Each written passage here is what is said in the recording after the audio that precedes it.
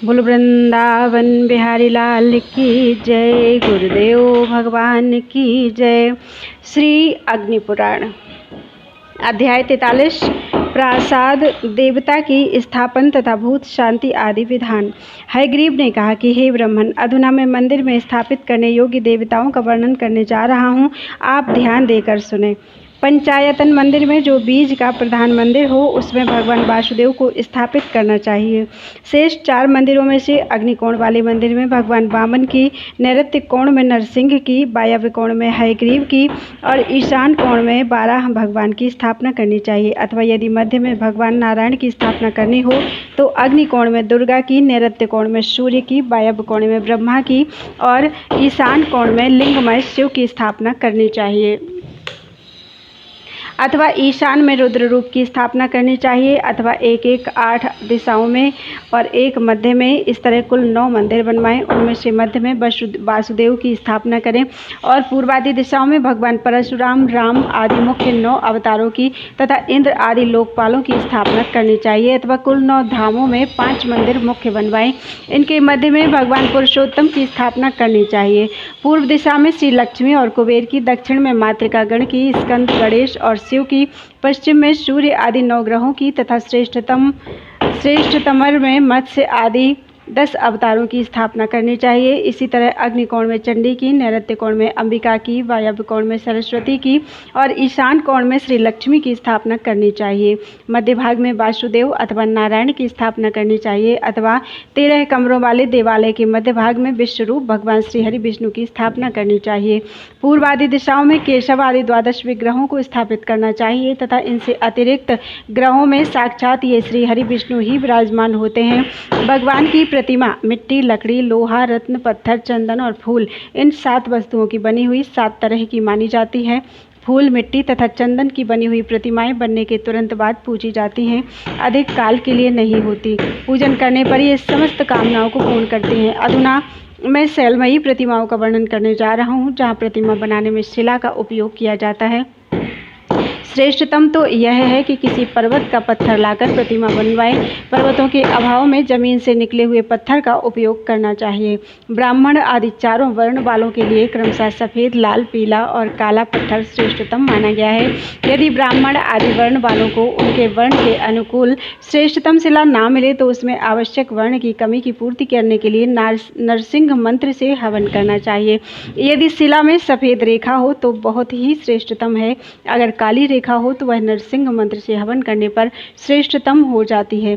यदि शिला से कांस के बने हुए घंटे की सी आवाज़ निकलती हो और काटने पर उससे चिंगारियां निकलती हों तो वह पुल्लिंग है, ऐसा समझना चाहिए। यदि उपरोक्त चिन्ह उसमें कम दिखाई दें तो उसको स्त्रीलिंग समझना चाहिए और पुल्लिंग स्त्रीलिंग बोधक कोई रूप ना होने पर उसको नपुंसक मानना चाहिए तथा जिस शिला में कोई मंडल का चिन्ह दिखाई दे उसको सगर्भा समझकर छोड़ देना चाहिए। प्रतिमा बनाने के लिए वन में जाकर बनी आग प्रारंभ करना चाहिए। वहाँ कुंड खोदकर और उसी को लीप कर उसे मंडप में भगवान श्री हरि विष्णु का पूजन करना चाहिए तथा उनको बलि समर्पण कर कर्म में उपयोगी टंक आदि शस्त्रों की पूजा भी करनी चाहिए। फिर हवन करने के पश्चात अगहनी के चावल के जल से अस्त्र मंत्र अर्थात अस्त्राय फट के उच्चारण पूर्वक उस शिला को खींचना चाहिए। नरसिंह मंत्र से उसकी रक्षा करके मूल मंत्र ओम नमो नारायणाय से पूजा करनी चाहिए।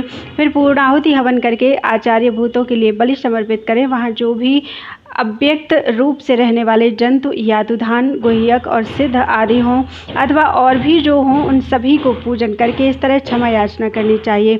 भगवान केशव की आज्ञा से प्रतिमा के लिए हम लोगों की यह यात्रा हुई है। भगवान श्री हरि विष्णु के लिए जो कार्य हो वह आप लोगों का भी कार्य है, इसलिए हमारे दिए हुए इस बलिदान से आप सभी लोग सर्वथा तृप्त हों और शीघ्र ही यह स्थान छोड़कर कुशल पूर्वक अन्यत्र चले जाएं। इस तरह सावधान करने पर वे जीव बड़े प्रसन्न होते हैं और सुखपूर्वक उस स्थान को छोड़कर अन्यत्र चले जाते हैं। इसके बाद कारीगरों के साथ यज्ञ का चरु करके रात में सोते समय स्वप्न मंत्र का जप करना चाहिए, जो समस्त प्राणियों के निवास स्थान हैं, व्यापक हैं, सभी को उत्पन्न करने वाले हैं, स्वयं विश्वरूप हैं और संपूर्ण विश्व जिनका स्वरूप है। उन स्वप्न के अधिपति भगवान श्री हरि विष्णु को नमस्कार है। हे देव देवेश्वर, मैं आपके सन्निकट सो रहा हूँ। मेरे मन में जिन कार्यों का संकल्प है उन सभी के संबंध में मुझसे कुछ कहिए। ओम ओम ह्रूम फट विष्णवे स्वाहा। इस तरह मंत्र जप करके सो जाने पर यदि अच्छा स्वप्न हो तो सब शुभ होता है, और यदि बुरा स्वप्न हुआ तो नरसिंह मंत्र से हवन करने पर शुभ होता है। सवेरे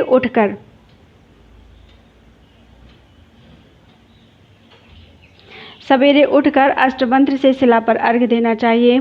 फिर अष्ट की भी पूजा करनी चाहिए। कुदाल, टंक और शस्त्र आदि के मुख पर मधु और घी लगाकर पूजन करना चाहिए।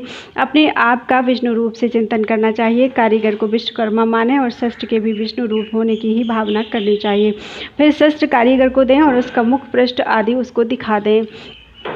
कारीगर अपनी इंद्रियों को वश में रखे और हाथ में टंक लेकर उससे उस शिला को चतुरस्त्र बनाए। फिर पिंडी बनाने के लिए उसको कुछ छोटी करना चाहिए। इसके बाद शिला को वस्त्र में लपेटकर रथ पर रखे और शिल्पशाला में लाकर पुनः उस शिला को पूजन करना चाहिए। इसके बाद कारीगर प्रतिमा बनाए। इस प्रकार महापुराणों में श्रेष्ठ विष्णु वाम पाद स्वरूप कृष्ण द्वैपायन भगवान व्यास कृत अग्नि महापुराण अंतर्गत आगत विषयों का विवेचन संबंधी 43वां अध्याय पूरा हुआ। बोलो वृंदावन बिहारी लाल की जय। अध्याय 44 वासुदेव आदि की प्रतिमाओं के लक्षण। भगवान हयग्रीव बोले कि हे ब्राह्मण, अधुना मैं आपको वासुदेव आदि की प्रतिमा के लक्षण बतलाता हूँ, सुनो। मंदिर के उत्तर भाग में शिला को पूर्वाभिमुख अथवा उत्तराभिमुख रखकर उसकी पूजा करनी चाहिए और उसको बलि अर्पित करके कारीगर शिला के मध्य में सूत लगाकर उसका 9 भाग करना चाहिए। 9वें भाग को भी 12 भागों में विभाजित करने पर एक एक भाग अपने अंगुल से 1 अंगुल का होता है। 2 अंगुल का एक गोलक होता है जिसे कालनेत्र भी कहते हैं। कथित 9 भागों में से एक भाग के 3 हिस्से करके उसमें पार्श्वनी भाग की कल्पना करनी चाहिए। एक भाग घुटने के लिए तथा एक भाग कंठ के लिए निश्चित रखें। मुकुट को एक बित्ता रखें। मुंह का भाग भी एक बित्ते का ही होना चाहिए। इसी तरह एक बित्ते का कंठ और एक ही बित्ते का हृदय भी रहना चाहिए। नाभि और लिंग के मध्य में 1 बित्ते का अंतर होना चाहिए। दोनों उरु 2 बित्ते के हों, जंघा भी 2 बित्ते की हों। अधुना सूत्रों का माप सुनो। 2 सूत पैर में और 2 सूत जंघा में लगावें। घुटनों में 2 सूत तथा दोनों उरुओं में भी 2 सूत का उपयोग करना चाहिए। लिंग में दूसरे 2 सूत तथा कटी में भी कमरबंध बनाने के लिए दूसरे 2 सूतों का योग करना चाहिए। नाभि में भी 2 सूत काम में लगावें। इसी प्रकार हृदय और कंठ में 2 सूत का उपयोग करना चाहिए। ललाट में दूसरे और मस्तक में दूसरे 2 सूतों का उपयोग करना चाहिए। बुद्धिमान कारीगरों को मुकुट ऊपर 1 सूत करना चाहिए। हे ब्राह्मण, ऊपर 7 ही सूत देने चाहिए। 3 कक्षाओं के अंतर से ही छात्र 6 सूत्र दिलावें। फिर मध्य सूत्र को त्याग दें और केवल सूत्रों को ही निवेदित करना चाहिए। ललाट, नासिका और मुख का विस्तार 4 अंगुल का होना चाहिए। गला और कान का भी 4-4 अंगुल विस्तार करना चाहिए। दोनों तरफ की हनु 2-2 अंगुल चौड़ी हो और चिबुक भी 2 अंगुल का हो। पूरा विस्तार 6 अंगुल का होना चाहिए। इसी तरह ललाट भी विस्तार में 8 अंगुल का बताया गया है। दोनों तरफ के शंख 2-2 अंगुल के बनाए जाएं और उन पर बाल भी हो। कान और नेत्र के मध्य में 4 अंगुल का अंतर रहना चाहिए। 2-2 अंगुल के कान एवं पृथुक बनाए। भौहों के समान सूत्र के माप का कान का स्रोत कहा गया है। बिंधा हुआ कान 6 अंगुल का हो और बिना बिंधा हुआ 4 अंगुल का, अथवा बिंधा हो या बिना बिंधा, सब चिबुक के समान 6 अंगुल का होना चाहिए। गंधपात्र, आवर्त तथा शस्कुली कान का पूरा घेरा भी बनाए। 1 अंगुल में नीचे का होठ और आधे अंगुल का ऊपर का होठ बनाए। नेत्र का विस्तार आधा अंगुल हो और मुख का विस्तार 4 अंगुल हो। मुख की चौड़ाई 1.5 अंगुल की होनी चाहिए। नाक की चौड़ाई 1 अंगुल हो और ऊंचाई से आगे केवल लंबाई 2 अंगुल की रहना चाहिए। करवीर कुसुम के समान उसकी आकृति होनी चाहिए। दोनों नेत्रों के मध्य 4 अंगुल का अंतर हो। 2 अंगुल तो आँख के घेरे में आ जाता है, सिर्फ 2 अंगुल अंतर रह जाता है। पूरे नेत्र का 3 भाग करके 1 भाग के बराबर तारा अर्थात काली पुतली बनाए और 5 भाग करके 1 भाग के बराबर दृग तारा बनाए। नेत्र का विस्तार 2 अंगुल का हो और द्रोड़ी आधे अंगुल का। उतना ही प्रमाण भौहों की रेखा का हो। दोनों तरफ की भौहें बराबर रहनी चाहिए। भौहों का मध्य 2 अंगुल का और विस्तार 4 अंगुल का होना चाहिए। भगवान केशव आदि की मूर्तियों के मस्तक का पूरा घेरा 26 अंगुल का होवे अथवा 32 अंगुल का। नीचे ग्रीवा 5 नेत्र की हो अर्थात 10 अंगुल की हो और इसके 3 गुना अर्थात 30 अंगुल का उसका वेष्टन अर्थात चारों तरफ का घेरा हो। नीचे से ऊपर की तरफ ग्रीवा का विस्तार 8 अंगुल का हो। ग्रीवा और छाती के मध्य का अंतर ग्रीवा के 3 गुने विस्तार वाला होना चाहिए। दोनों तरफ के कंधे 8-8 अंगुल के और सुंदर अंश 3-3 अंगुल के हों। 7 नेत्र यानी 14 अंगुल की दोनों तरफ बाहें।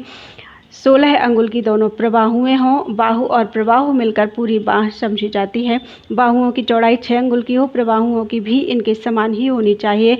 बाहु दंडक चारों तरफ का घेरा कुछ ऊपर से लेकर 9 कला अथवा 17 अंगुल समझना चाहिए। आधे पर मध्य में कर्पूर अर्थात कोहनी है। कर्पूर का घेरा 16 अंगुल का होता है। हे ब्रह्मा जी, प्रबाहु के मध्य में उसका विस्तार 16 अंगुल का हो। हाथ के अग्रभाग का विस्तार 12 अंगुल का हो और उसके मध्य हस्त तल का विस्तार 6 अंगुल कहा गया है।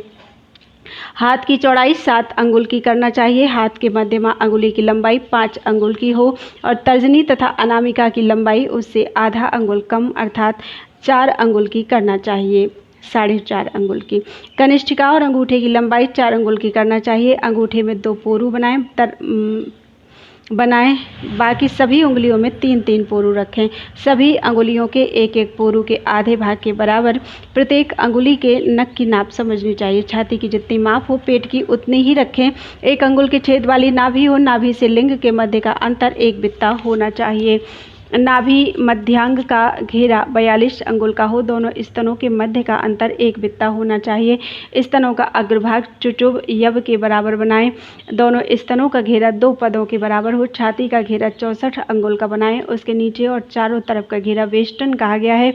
इसी तरह कमर का घेरा 54 अंगुल का होना चाहिए। उरुओं के मूल का विस्तार 12 अंगुल का हो। इसके ऊपर मध्य भाग का विस्तार अधिक रखना चाहिए। मध्य भाग से नीचे के अंगों का विस्तार क्रमशः कम होना चाहिए। घुटनों का विस्तार 8 अंगुल का करना चाहिए और उसके नीचे जंघा का घेरा 3 गुना अर्थात 24 अंगुल का हो। जंघा के मध्य का विस्तार 7 अंगुल का होना चाहिए और उसका घेरा 3 गुना अर्थात 21 अंगुल का हो। जंघा के अग्रभाग का विस्तार 5 अंगुल और उसका घेरा 3 गुना 15 अंगुल का हो। चर 1-1 बित्ते लंबे होने चाहिए। विस्तार से उठे हुए पैर अर्थात पैरों की ऊंचाई 4 अंगुल की हो। गुल्फ से पहले का हिस्सा भी 4 अंगुल का हो। दोनों पैरों की चौड़ाई 6 अंगुल की, गुह्य भाग 3 अंगुल का और उसका पंजा 5 अंगुल का होना चाहिए। पैरों में प्रदेशनी अर्थात अंगूठा चौड़ा होना उचित है। शेष अंगुलियों के मध्य भाग का विस्तार क्रमशः पहली अंगुली के 8वें भाग के बराबर कम होना चाहिए। अंगूठे की ऊंचाई 1.25 अंगुल बतलाई गई है। इसी तरह अंगूठे के नख का प्रमाण और अंगुलियों से दूना रखना चाहिए। दूसरी अंगुली के नख का विस्तार आधा अंगुल तथा अन्य अंगुलियों के नखों का विस्तार क्रमशः जरा सा कम कर देना चाहिए। दोनों अंडकोश 3-3 अंगुल लंबे बनाएं और लिंग 4 अंगुल लंबा करना चाहिए। इसके ऊपर का भाग 4 अंगुल रखें। अंडकोशों का पूरा घेरा 6-6 अंगुल का होना चाहिए। इसके सिवा भगवान की प्रतिमा सभी तरह के भूषणों से भूषित करनी चाहिए। यह लक्षण उद्देश्य मात्र अर्थात संक्षेप से बताया गया है। इसी तरह लोक में देखे जाने वाले अन्य लक्षणों को भी दृष्टि में रखकर प्रतिमा में उसका निर्माण करना चाहिए। दाहिने हाथों में से ऊपर वाले हाथ में चक्र और नीचे वाले हाथ में पद्म धारण कराएं। बाएं हाथ में से ऊपर वाले हाथ में शंख और नीचे वाले हाथ में गदा बनाएं। यह वासुदेव श्री कृष्ण का चिन्ह है, इसलिए उन्हीं की प्रतिमा में रहना चाहिए। भगवान के सन्निकट हाथ में कमल लिए हुए श्री लक्ष्मी तथा वीणा धारण किए पुष्ट देवी की भी प्रतिमा बनाएं। इनकी ऊंचाई भगवत विग्रह के उरुओं के बराबर होनी चाहिए। इनके अलावा प्रभा मंडल में स्थित मालाधर और विद्याधर का विग्रह बनाएं। प्रभा हस्ती आदि से भूषित हो जाती है। भगवान के चरणों के नीचे का भाग अर्थात पादपीठ कमल के आकार का बनाएं। इस तरह देव प्रतिमाओं में कथित लक्षणों का समावेश करना चाहिए। इस प्रकार महापुराणों में श्रेष्ठ श्री विष्णु वामपाद स्वरूप कृष्ण द्वैपायन भगवान व्यास कृत अग्नि महापुराण अंतर्गत आगत विषयों का विवेचन संबंधी 44वां अध्याय पूरा हुआ। बोलो वृंदावन बिहारी लाल की जय।